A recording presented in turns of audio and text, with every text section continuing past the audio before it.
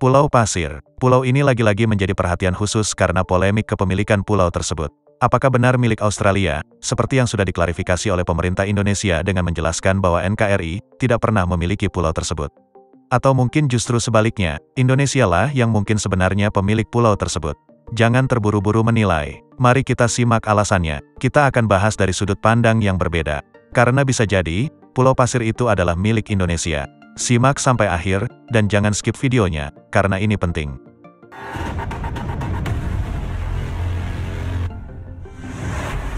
Pulau Pasir, atau dalam peta internasional sering dinamakan Ashmore and Cartier Islands, merupakan wilayah pulau-pulau di laut lepas yang tidak memiliki penghuni. Wilayah kepulauan ini berjarak sekitar 320 km dari lepas pantai barat Australia, atau sekitar 144 km dari pantai selatan Pulau Rote. Ashmore Reef, secara umum sering disebut sebagai Pulau Pasir oleh orang Indonesia, atau oleh masyarakat adat Pulau Rote. Pulau ini dikenal sebagai Nusa Solokaek. Nusa berarti pulau, dan Solokaek berarti hamparan pasir. Ashmore and Cartier Island terdiri dari West Island, Middle Island, dan East Island, serta 2 laguna, serta Cartier Island. Menurut literatur yang diyakini banyak orang, termasuk oleh pemerintah Indonesia, Pulau Cartier mulai dikenal orang Eropa saat pertama kali Kapten Nash dari Inggris mendarat menggunakan kapal Cartier pada tahun 1800. Sementara Pulau Ashmore ditemukan oleh Kapten Samuel Ashmore tahun 1811. Sejak saat itulah, hamparan beberapa pulau kecil di tengah lautan tersebut mulai muncul di peta-peta terbitan Eropa, yang sebelumnya pulau-pulau kecil tersebut tidak pernah ada di peta bikinan Eropa. Konon, berdasarkan alasan penemuan pulau tersebut oleh kapal Inggris, maka menjadi alasan Inggris untuk menganeksasi wilayah pulau tersebut. Pulau Ashmore dianeksasi oleh Inggris pada tahun 1878, dan Pulau Cartier pada tahun 1909. Dalam hukum internasional juga dikenal prinsip uti possidetis juris, yang artinya kurang lebih adalah wilayah atau batas suatu negara baru adalah mengikuti batas wilayah terakhir saat masih dijajah.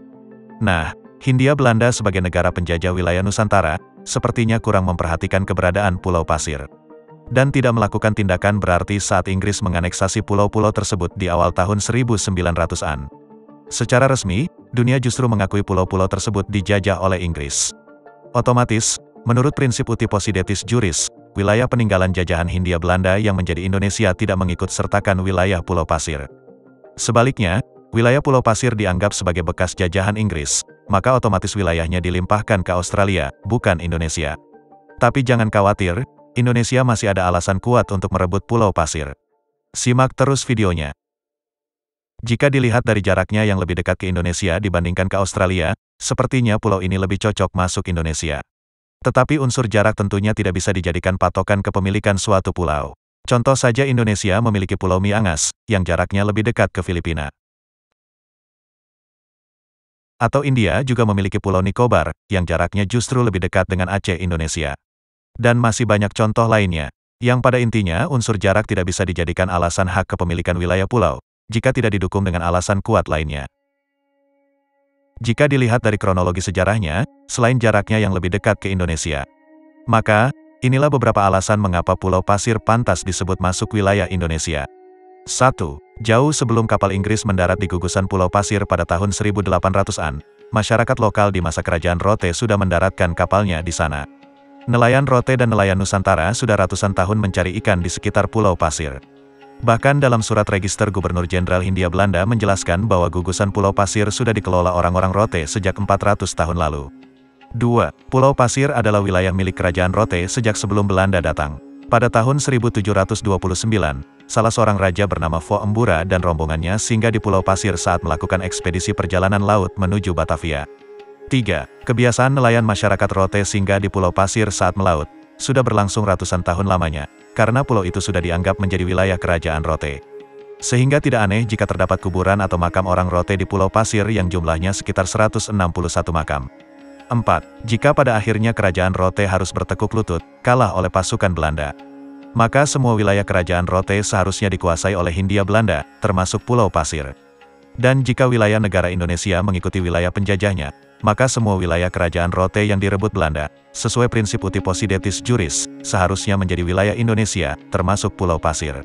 5. Seperti halnya Pulau Sipadan dan Ligitan yang dimenangkan hak kepemilikannya oleh Malaysia dengan salah satu alasan bahwa penduduk Malaysia terbukti melakukan aktivitas secara berkelanjutan di kedua pulau tersebut. Maka dengan alasan yang sama, seharusnya Pulau Pasir adalah milik Indonesia, karena aktivitas nelayan tradisional rote juga sudah dilakukan sejak ratusan tahun lamanya. Sayangnya pemerintah Hindia Belanda nampaknya tidak terlalu peduli dengan hak kepemilikan Pulau Pasir yang mungkin dianggap tidak berarti dibandingkan ribuan pulau lainnya di wilayah Nusantara. Sebaliknya Australia memiliki bukti-bukti tertulis dan lebih otentik, sehingga pada kenyataannya Pulau Pasir sekarang menjadi daerah teritorial pemerintah Australia. Beberapa alasan yang sudah disebutkan tadi merupakan beberapa bukti sejarah bahwa Indonesia pantas memiliki Pulau Pasir sebagai bagian dari NKRI. Alasan yang sama digunakan Malaysia untuk mengklaim Pulau Sipadan dan Ligitan. Jadi bagaimana menurut kamu? Cukup berhenti menerima kenyataan bahwa Pulau Pasir adalah wilayah milik Australia? Atau mari kita kumpulkan kembali bukti-bukti otentik yang mungkin belum ditemukan serta memperkuat literatur sejarah, demi kembalinya Pulau Pasir menjadi hak nelayan tradisional masyarakat rote yang sudah berlangsung ratusan tahun lamanya, jauh sebelum kapal Inggris mendarat di sana.